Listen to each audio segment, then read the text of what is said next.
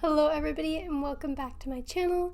I just want to say a massive thank you for allowing me to reach my end of year target of 500 subscribers. Honestly, I was so ecstatic. Sorry for not posting a true crime video last week. I have had this awful head cold that's going about in the UK just now. Oh my god, I never want it again. I have never been that ill before in my life, besides the time that I had COVID. I'm still recovering. My voice is not up to scratch, but it's gonna have to do because I want to get back and film. In today's video, we will be talking about the tragic case of Phoenix Nets. So without further ado, let's get into today's video. Phoenix Nets was born on the 28th of July 1991 in Croydon to parents Mark and Saskia. Phoenix was a keen horse rider as a child, as well as being fond of drama, and she was very academic and did well in school. Phoenix was the granddaughter of music photographer Barry Wenzel, who captured stars such as Jimi Hendrix and the Beatles in their prime.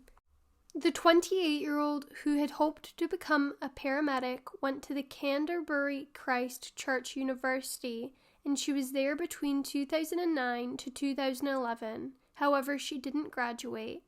Phoenix was known to be kind, and she loved Louis Theroux documentaries. However, Phoenix ended up living a troubled life. She dropped out of university and battled with drug and mental health problems. It was said the 28-year-old was always vulnerable and easy to exploit after her troubled youth, when allegedly she was raped by a drug dealer. It is understood that after a spell of living with an aunt in the Midlands, Phoenix moved to an HMO in Birmingham at the end of 2019. An HMO is houses in multiple occupancy, so a landlord can rent out rooms of a building. Usually the occupants share a kitchen or toilet. When Phoenix was living in the HMO, she met Gareeca Gordon, who was also 28 at the time. Gordon was born in Jamaica and moved to England aged 7. She initially lived with an aunt before her mother joined her. It is understood that Gordon was raised in North London, attending an all-girls state school. Gordon was later exploited by a man who turned her into a sex worker and was in an abusive relationship. Assessments carried out on Gordon following the murder found that she had a personality disorder, has a low tolerance to frustration, and struggles with perceived rejection. Gordon and Phoenix first met when Gordon moved into the property around 6 months before the murder. It was apparent that Gordon wanted more than a friendship. She wanted a sexual relationship with Phoenix, and Phoenix did not want this at all. These claims were supported by letters and notes that were recovered. Phoenix was planning to move back to live with her parents in London at the time of her death, but unfortunately it had been delayed by coronavirus restrictions. Her future was looking bright, shining, and promising. A fresh start was ahead of her, the judge told Gordon. Days before the murder, Gordon had demanded sex from Phoenix and became physically aggressive, pushing her around the room when she refused. The sexual interest continued into April. On the 7th of April, Phoenix sent a text message to a friend stating, "There's a girl here who keeps asking me to be sexual. I think I'm going to move back to London. It's scaring me, LOL." On the 11th of April, video footage shows Phoenix crossing the road to go to a friend's house. This is the last CCTV of Phoenix alive. On the 16th of April, Phoenix speaks to a friend on the phone at 3:28 a.m., and 2 hours later, a fellow resident hears Phoenix saying, "Help me, help me." The resident later hears noises of drilling and banging.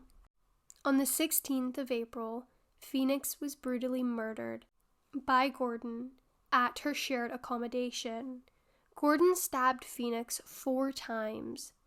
And what makes this 10 times worse is that none of the wounds inflicted on Phoenix would have been fatal if Gordon had just called for help. The post-mortem examination revealed that Phoenix would have survived for a number of hours after being stabbed by Gordon. It may have been up to 12 hours before Phoenix had died.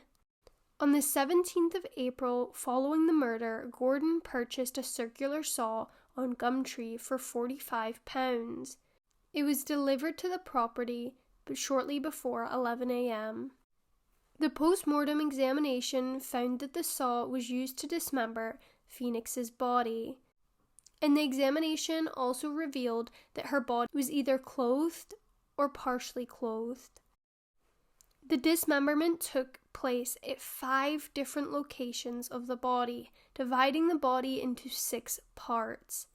After the murder, Gordon tried to cover her tracks by creating a new email address for Phoenix. On April 18th, Gordon contacted Phoenix's friends and family with texts, emails, and voice calls, pretending to be her, giving the impression that Phoenix was still alive and moving to London. Whilst pretending to be Phoenix, Gordon WhatsApp messaged Phoenix's mother, requesting money. She downloaded an audio app which allowed her to edit some voice messages of Phoenix which she had sent via social media platforms to a number of people. On April 20th, Gordon paid a man to remove a blood-stained mattress and black bags from the property. On April 21st, Gordon pays for more black bin bags to be taken away. On April 25th, she pays a taxi to drive her to Gloucestershire with suitcases containing Phoenix's body. The man drove Gordon to the Forest of Dean, but insisted he did not know what she was doing. Gordon was also seen buying cleaning supplies and a sleeping bag in a shop. Police, who had later searched the victim's room, found it to be very clean. The carpet, bed, and clothing had all been thrown out. The room was so clean that the police say there was actually no overt signs that a homicide, let alone a dismemberment of a body, had occurred in that room. Phoenix's phone was used by Gordon to make internet searches, including how to fix a punctured lung, internal bleeding, and can someone recover from getting stabbed. This was between 1:04 p.m. and 3:07 p.m. on April 16th. She also made internet searches of how do killers get caught and can a body be burned to ashes with petrol. CCTV footage shows Gordon dragging Phoenix's dismembered body in a suitcase outside the HMO. Gordon made a number of trips to the Forest of Dean and attempted to bury the remains of Phoenix in woodland there. On one of her many trips, she was taking a taxi to a gas station to fill up a jerry can. This was to unfortunately pour over Phoenix's body. I'm not sure if the taxi man was feeling uncomfortable, however, he looked inside her bag and found a military-grade shovel and leather gloves, and he drove away. Body cam footage captures police confronting Gordon near Colford in the Forest of Dean around 11 p.m. on May 12th. Officers found her beside a quarry late at night, and 2 large suitcases were nearby. I'm going to be showing you the body cam footage, but I just want to let you know I have not put the music over it. This was the police's music, and they posted the video like this, so I'm really sorry, I cannot remove it. Just explain, because as I said before, like I've had, Step away, please. I've had issues with that before. Step away, please. Just stand there.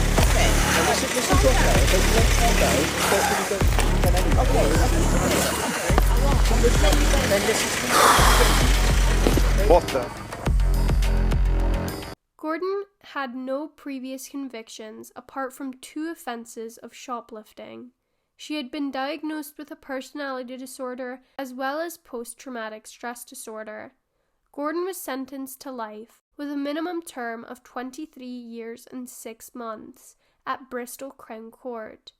Judge Miss Justice Cutts said Phoenix was a deeply loved person. You robbed her of that fresh start. You took her from the supportive parents who loved and cherished her.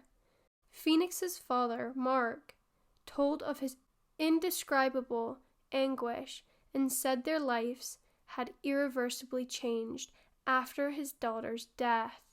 Her mother, Saskia, described herself as forever devastated and forever empty. Phoenix would have been 31 years old. However, her life got cut short. You can also light a candle for free for Phoenix. I've left the link in the description. I have put in the description some sources that may help you or someone you know who may be dealing with problems such as SA, domestic violence, drugs, and mental health. That is the end of today's video. I hope everybody is staying happy, safe, and healthy, and thank you again for all of your support. Bye.